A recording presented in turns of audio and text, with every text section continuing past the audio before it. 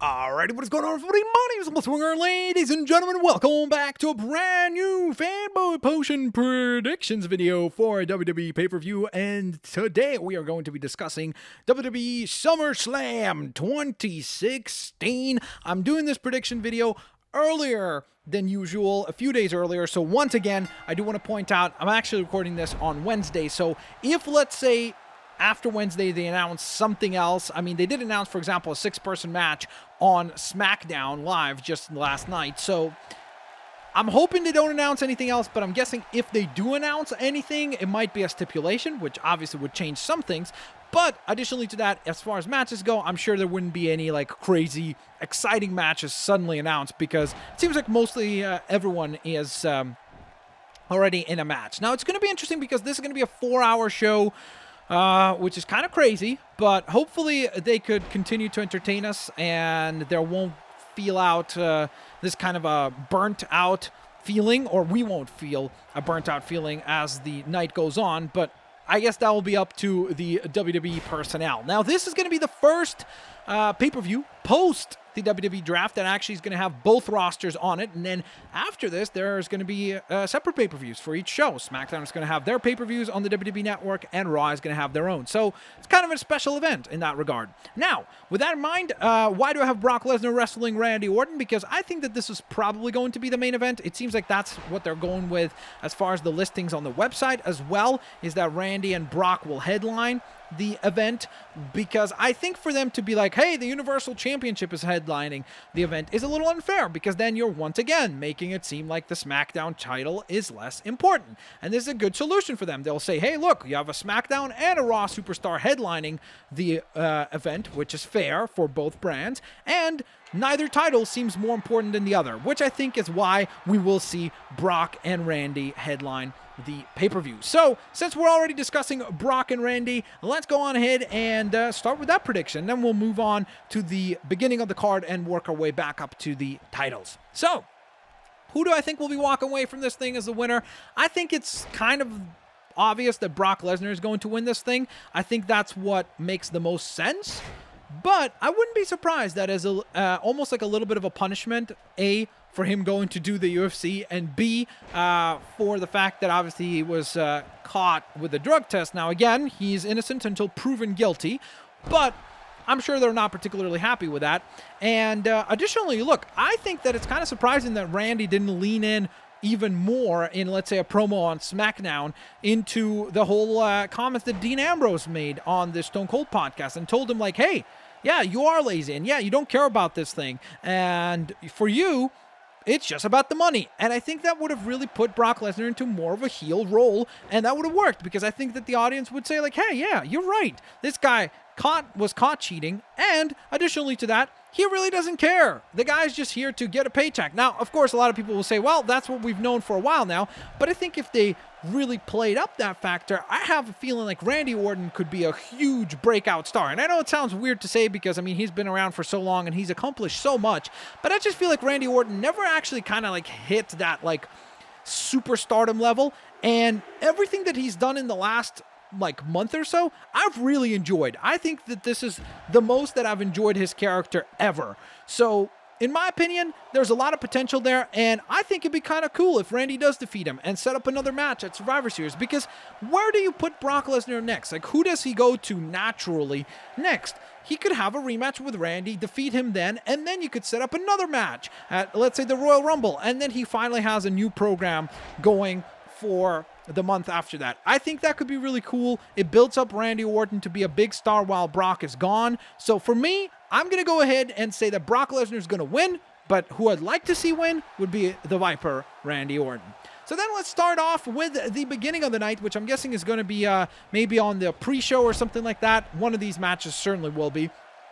And that is Carmella, Becky Lynch, and Naomi teaming up to take on the team of Natalya, Eva Marie, and Alexa Bliss. So very cool to see the women getting an extra matchup. And this is, of course, all of the, or most of the roster from the SmackDown. Well, actually, is it all? I think it's all the women on the SmackDown roster, no? Carmella. I think that's all of them, no? I really like Naomi's new entrance. I think it's cool, it's unique, and that's something that is awesome because, again, if she can stand out, and she certainly does stand out now, that's a really nifty entrance. It's all like glowing in the dark, and it's got that beat dropping to it, so it looks cool. It's like a rave in an entrance, which is, I guess, pretty nifty. Not my kind of thing, but it's cool that she's going to stand out from the rest of the roster, and that's something that they've been doing a very good job of in the last few weeks. Now, as far as who do I think will be winning this match, I think that it will be the team of Eva Marie, Natalya, and Alexa Bliss. It could be that they'll do the cheap thing of, like, having Eva Marie once again not want to compete, and therefore Natalya and Alexa will lose because of that to get kind of the feel-good moment. But I think that it would make more sense to get the victory onto the heels so that then you can have the baby faces chasing them. And then once you introduce that women's championship on SmackDown, which hopefully they will do relatively soon. I mean, the rumor is it's sometime in September, so it's right around the corner. And it would be really cool to have one of the heels win the title, like let's say it's Eva, and then have like Becky or, I don't know, Carmella chase her for the title. I think that could be a really good idea. So we'll see if that will be the case, and this might be the beginning of that, right? Starting to establish Eva Marie with a few victories, and a big one at SummerSlam could be quite impressive, that's for sure. So with that being said, we move on to the next matchup, which will be Cesaro versus Sheamus. I've enjoyed this feud quite a bit. I think that they've done a very, very good job of making both of these guys relevant again. And I think that doing the idea of best of 7 series is super duper smart. I've always loved when they did those back in the day with many competitors on SmackDown, oddly enough. But I love that idea. I can't wait to see who wins this thing. And hopefully once they win it, they will get a big title opportunity, whether it be a United States Championship opportunity or ideally maybe a Universal Championship opportunity, so that it means that much more. Now, as far as who do I think will be winning the first one, I actually think it's going to be Sheamus, because I think that will put Cesaro on the back pedal, and he's going to have to really dig deep for the next opportunity. So I think that potentially, if, let's say, Sheamus wins the first 3, that really puts Cesaro at odds, and he'll have to win the next 4 to actually win the whole thing. So I think that could be a really exciting turn of events and sets up for a few, hopefully, really, really good matches, because so far these guys have been having great matches. So yeah, I'm going to go ahead and select Sheamus to be the winner here. We then move on to The Miz, defending his Intercontinental Championship against Apollo Crews. I really like Apollo as far as like his in-ring ability. I just don't really know what his character is, which is why I can't really attach my wagon to that character and be like, okay, yeah, I'd really like to see this character progress, because I don't really know what his character is. He's just kind of like, oh, he's a really athletic competitor, and that's his character, which feels kind of like non-eventful. So because of that, I have to select The Miz. I think he's been doing a very, very good job with that Intercontinental Championship. And don't get me wrong, I'd love to see maybe the feud continue, and maybe, Maurice gets involved and costs Apollo Crews the match in some way, which then warrants a rematch, and we could get some promo work from Apollo Crews, or get him a manager to talk for him or something, so that we could start learning a little bit more about his character and therefore care about him becoming a champion. So, with that in mind, Miz to go over on Apollo Crews. Then we move on to a tag team contest where Enzo Amore and Big Cass will be taking on Chris Jericho and Kevin Owens. This is a big deal, I think, because it shows you that I think they don't want to put Enzo and Big Cass into the tag team title opportunities, because right now, obviously, those are occupied by the Club and the New Day. But it shows you that they are very big on both of those characters, no pun intended, with Big Cass, because obviously putting Chris Jericho and Kevin Owens in a team, which Jericho is the name of their team, it's really fun. I think they're very entertaining. In my opinion, I'd love to see Kevin Owens utilized in a more prominent capacity. But you know what? Look, considering these guys are getting to open up the shows and they're getting big promo time and they're really, really entertaining in this program, I'm enjoying it, so I'd love to see this feud continue, and I think the way you continue this feud is by having Chris Jericho and Kevin Owens win. So that's what I'd like to see happen, and that's what I think will happen at SummerSlam. They might give him the big victory, but Enzo and Big Cass, that is, but I'm hoping for this feud to continue, because I think these guys are really entertaining and some of the best parts of Monday Night Raw. So that's my pick. we move on to the Tag Team Championships being defended by the New Day, and it will be the team of Xavier Woods and Kofi Kingston because, of course, Big E has had some testicular injuries. Let's put it that way, I guess. That's what they've been saying. So that's why I think that Gallows and Anderson will win, is because now they have kind of a grounds as to why they would why the New Day would lose, because they've lost their big powerhouse. So a very credible component of the team is lost, and therefore they're gonna be able to lose, and there's gonna be an excuse as to why they've lost and explain it. So it could set up for a rematch down the line. So for me, I'm going with the club. Gallows and Anderson become champions for the very first time in the WWE, which is a pretty big deal. We then move on to the rematch for the Women's Championship, as Sasha Banks will be defending against Charlotte. And, of course, Dana Brooke is barred from ringside after Sasha Banks had successfully won that one-on-one matchup, and therefore she is banned from ringside. I think that Sasha Banks will retain her title here to kind of, like, finally establish her, because, you know, there's, like, some doubt, like, okay, maybe she'll lose the championship at SummerSlam. But I think that the only way that maybe some shenanigans occur is if maybe Ric Flair returns, you know, where Charlotte says, like, hey, you know what, Dana Brooke was barred from ringside, but Ric Flair was not, and therefore she wins again. And I think that, honestly, I wouldn't even be upset about that, because I think it's like clever storytelling. It makes sense. It establishes Charlotte as truly the heel that needs the help of both Dana and Rick in order to get over. She apologizes to her father. You reestablish that kind of feud again. And then you also set up the potential of Sasha having to compete once again against Charlotte. Let's say she once again gets screwed out of the match by Dana and Rick.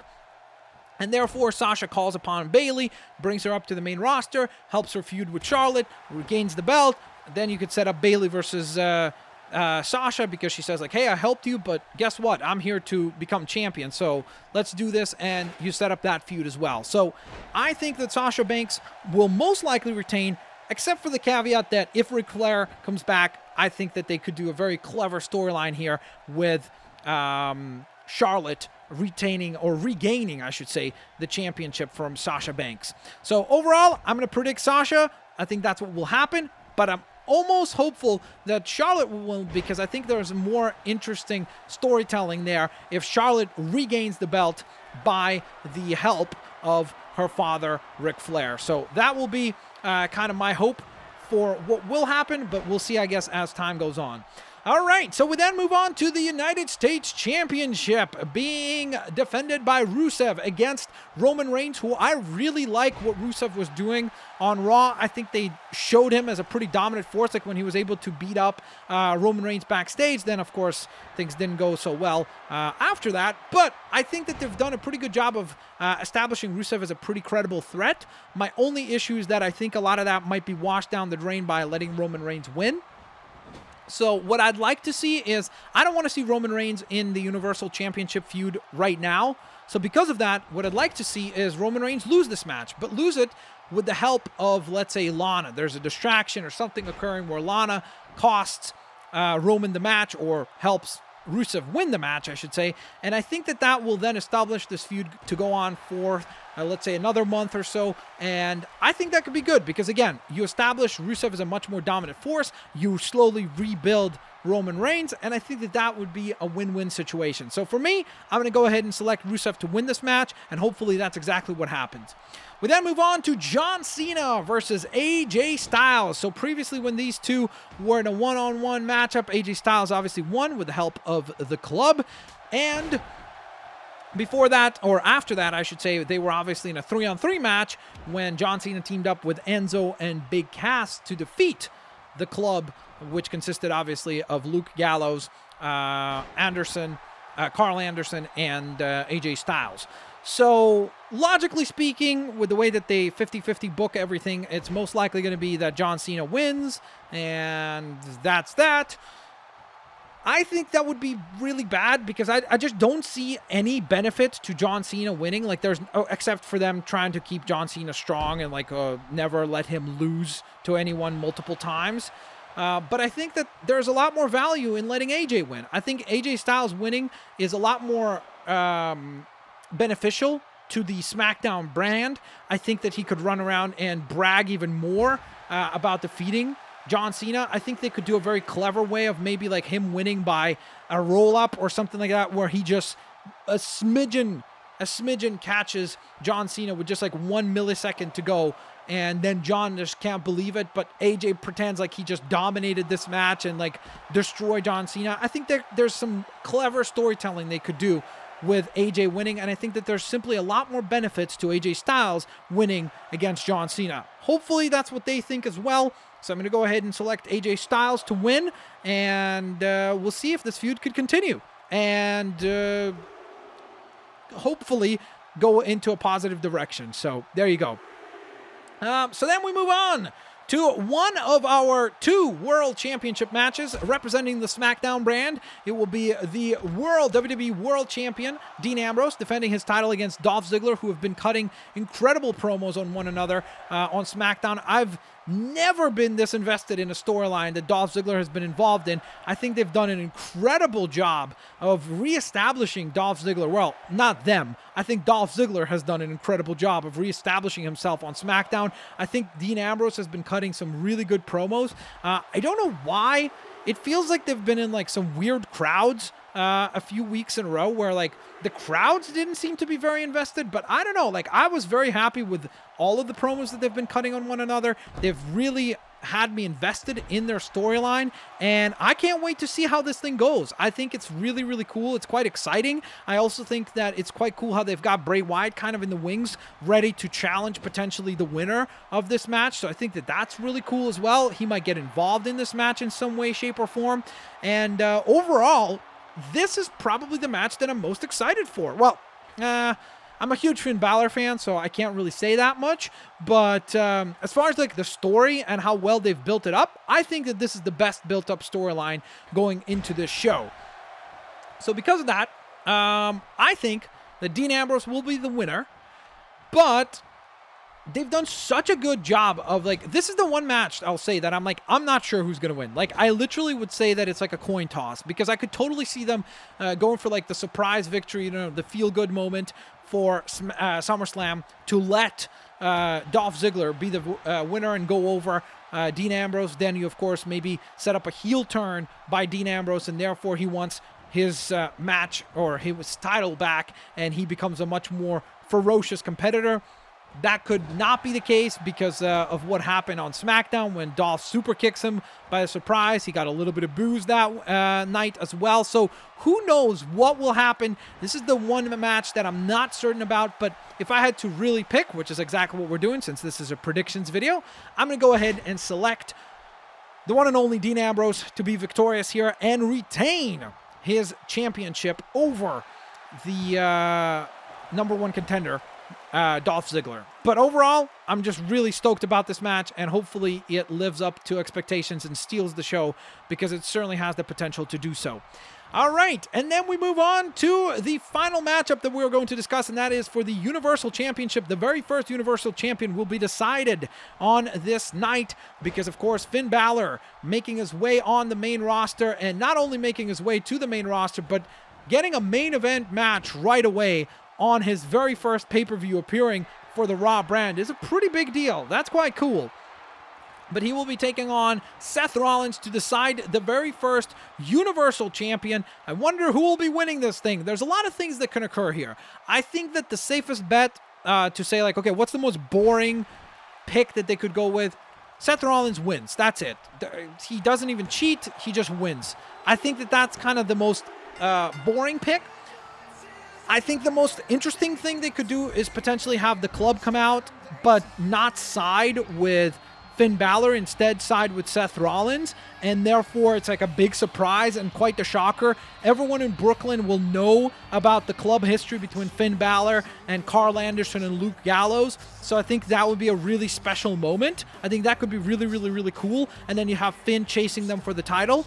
Or what they could do, of course, the other one would be to have Finn Balor as the Demon, turn heel on that night, align himself with Luke Gallows and Karl Anderson, who won the tag team titles just earlier on in the night, They help him defeat Seth Rollins. Seth Rollins finally becomes a babyface and chases Finn Balor for that championship, while also having to deal with the roadblocks known as Luke Gallows and Karl Anderson. So, finally, what will be my pick? I think that Finn Balor will be walking out of SummerSlam as the very first Universal Champion, reestablishing himself as a champion and establishing himself as a huge, huge star right off the bat, winning his very first match on pay-per-view as the Demon King, and that will be a really, really positive momentum for him to hopefully capitalize on going into the future. So with that in mind, there you guys have it. Those were my predictions for WWE SummerSlam 2016. Let me know what you guys think in the comment section below. Leave your predictions. Can't wait to hear from you, lovely folks.